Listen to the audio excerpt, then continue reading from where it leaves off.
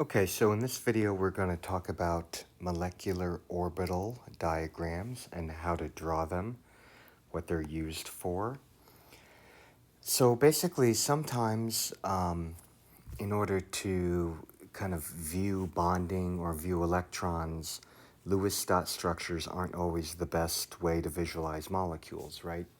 And we've talked about resonance structures, right? With resonance structures, you need more than one Lewis dot structure to represent what the molecule actually looks like.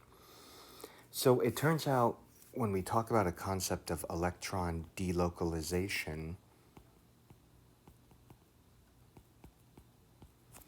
Lewis dot structures aren't great for really demonstrating how electrons are actually delocalized, right? Because we're just drawing single and double bonds, and that's not always the most accurate picture. So really what we're doing here is we're drawing molecular orbital diagrams to actually visualize electron delocalization, okay? And to get a better understanding of where electrons are, what orbitals they're actually shared in, all right? So for our organic molecules, when we talk about electron delocalization, we're really going to be talking about electrons that are in p orbitals only. All right, so in organic chemistry, when we talk about molecular orbital diagrams, we're only going to be focusing on electrons that are in p orbitals. You can draw molecular orbital diagrams for sigma bonds and pi bonds and complete molecules, but it turns out we don't need to do that for organic chemistry. So we will really be focusing on electrons in p orbitals, or specifically pi bonds and pi bonds only. So let's kind of remember, here's an atomic orbital, here's a p orbital. Okay, so if we take two p orbitals here, what we have to remember about a p orbital is that a p orbital has two phases associated with it. And we indicate those phases by sort of shading in part of a p orbital, okay? So a p orbital naturally has two different phases, and that means electrons can be shared between the p orbitals when they're in phase. So right now I'm just drawing a p orbital by itself. This is an atomic orbital, and I'm drawing two of these p orbitals. So if we just think about like a carbon-carbon double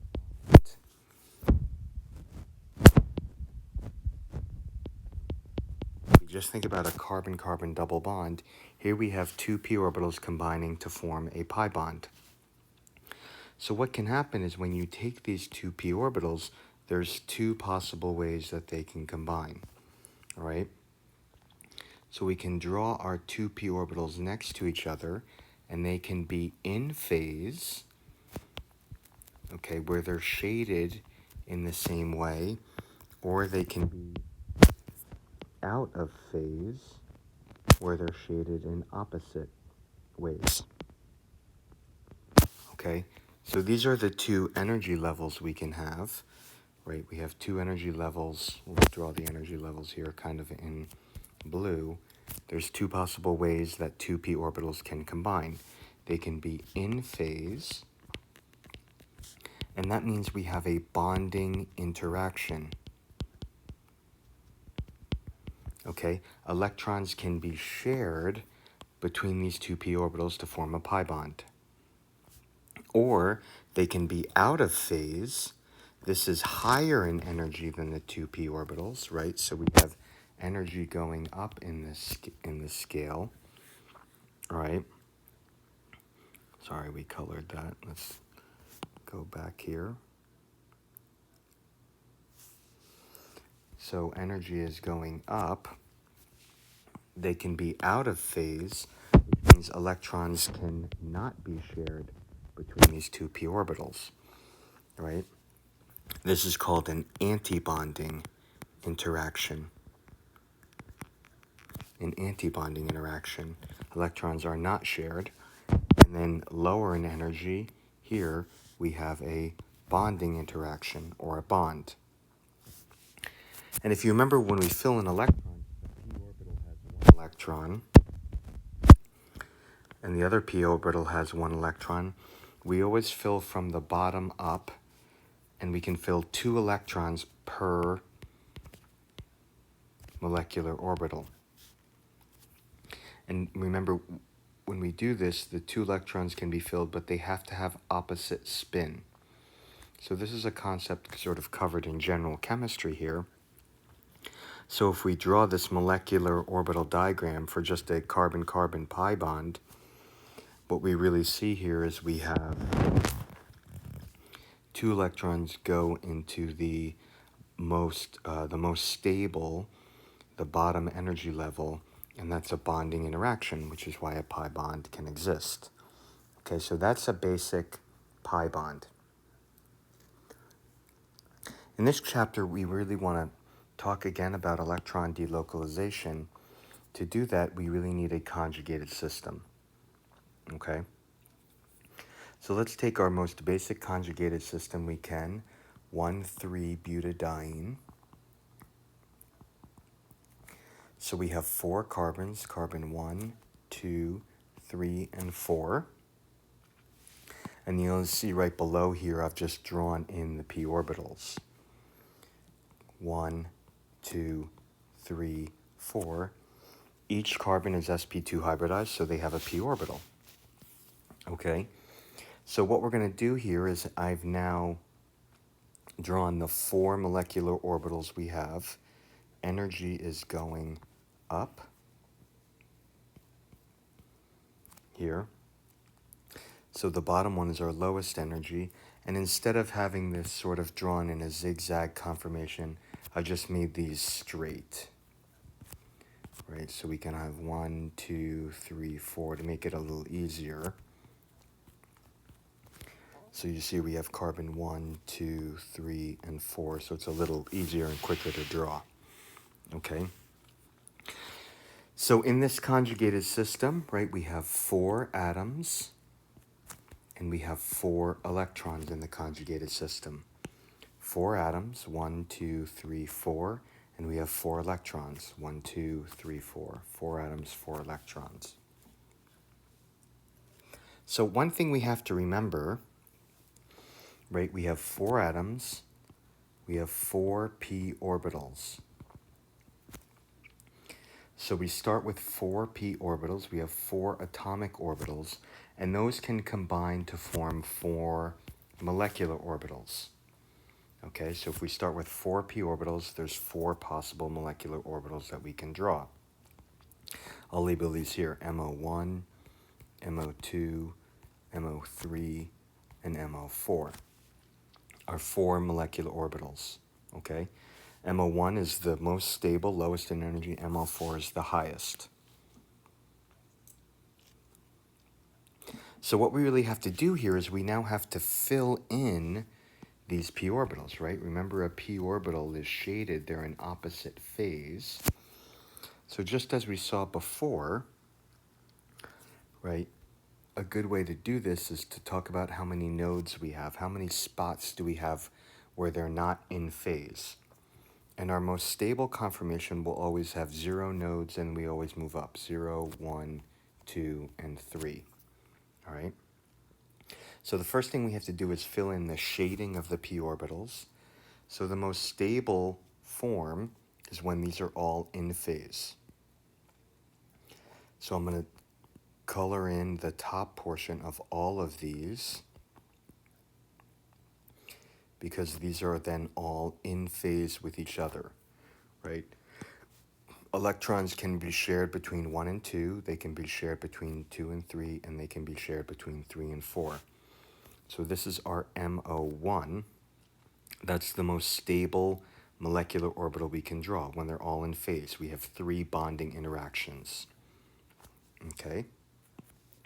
Next highest up is when we have 1 node. That node will be in the middle. So the 2 p orbitals on the left are shaded and in phase. The 2 p orbitals on the right are shaded and in phase. But the orbitals between carbon 2 and 3 these are not in phase, okay? So I put a little line here to kind of indicate our one node. So in this molecular orbital, electrons cannot be shared between carbons 2 and 3. As we move up and draw our next molecular orbital, we have 2 nodes. These always have to be symmetric, so this line here is going to move out. Those dashed lines are indicating our nodes.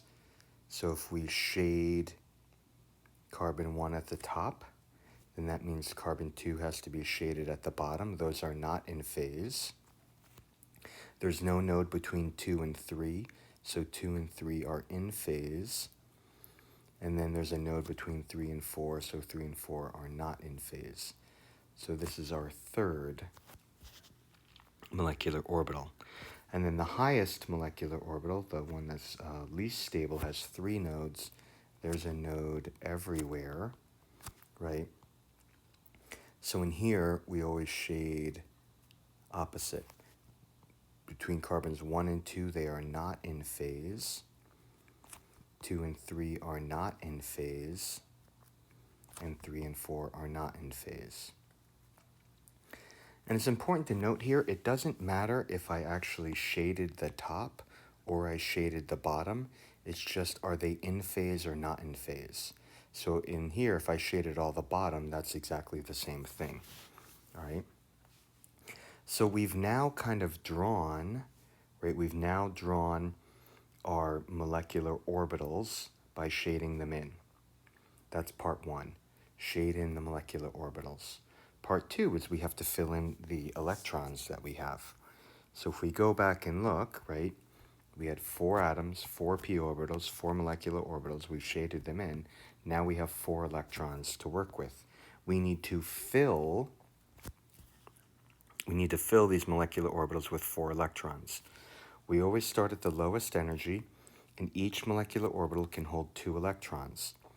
So we're designating electrons by drawing an arrow here, and we know that the 2 electrons have to have opposite spin. So we show that by having 1 arrow up and 1 arrow down. So there's 1 electron, 2, electron 3, and 4. Okay? So this is our molecular orbital diagram for 1,3-butadiene. It really consists of the shaded p orbitals and the electrons in those p orbitals. Okay? So let's kind of look at what this actually means. All right? So this is sort of the key part here. When we drew 1,3-butadiene, right? So when I drew 1,3-butadiene, it looks like there is a double bond between carbon 1 and 2 and a double bond between 3 and 4. That's what the Lewis dot structure shows us. But in fact, the molecular orbital diagram shows us that that's not actually the case. There's not 2 electrons shared here and 2 electrons shared there. What's actually happening is we have 2 electrons that are shared between all of these p orbitals. So I have 2 electrons that are delocalized through all 4 of the p orbitals. Through all 4 of those carbons are sharing 2 electrons. And then above that, we have 2 electrons that are shared between carbons 1 and 2, and then between carbons 3 and 4. All right? So what this is really showing us is we're now visualizing what electron delocalization looks like. We can now see this by drawing our molecular orbital diagram. There are in fact 2 electrons that are shared between all 4 of these. Those electrons are delocalized. All right, those electrons are delocalized. All right? So that's an important aspect of this. And if you look at bond data, what you'll see is the length of this bond, the length of that bond is approximately the length of a bond that's 1.5, right? So that has a length that's about 1.5. So it's like not quite a single and not quite a double. It's in between there if you look at these bond lengths, all right? The last thing I want to add here is I just want to give you a couple of terms. There's two terms we need to know. That is Homo and Lumo. So molecular orbital 2 is called the Homo. That stands for the highest occupied molecular orbital. MO3 is called the Lumo. That is the lowest unoccupied molecular orbital. So MO2 is the Homo.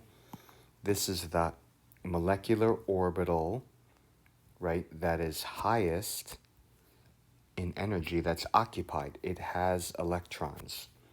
Highest in energy that actually has electrons. So that is the Homo.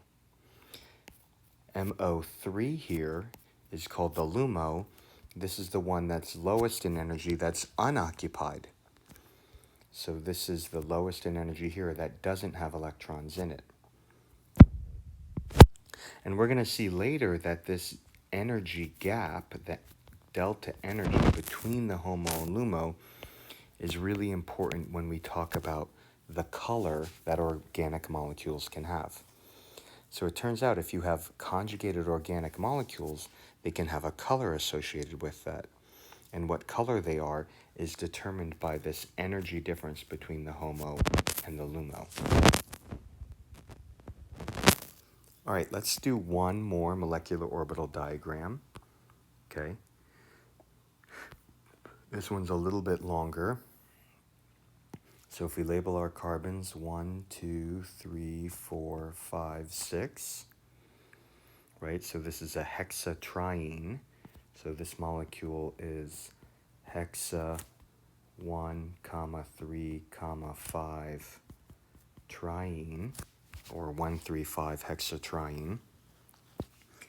Again, this has p orbitals at 1 and 2, 3 and 4, 5 and 6.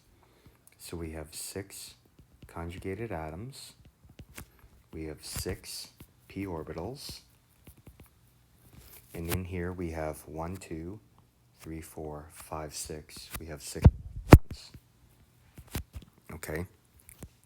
So we need to remember when we have 6 p orbitals, they can combine to form 6 molecular orbitals.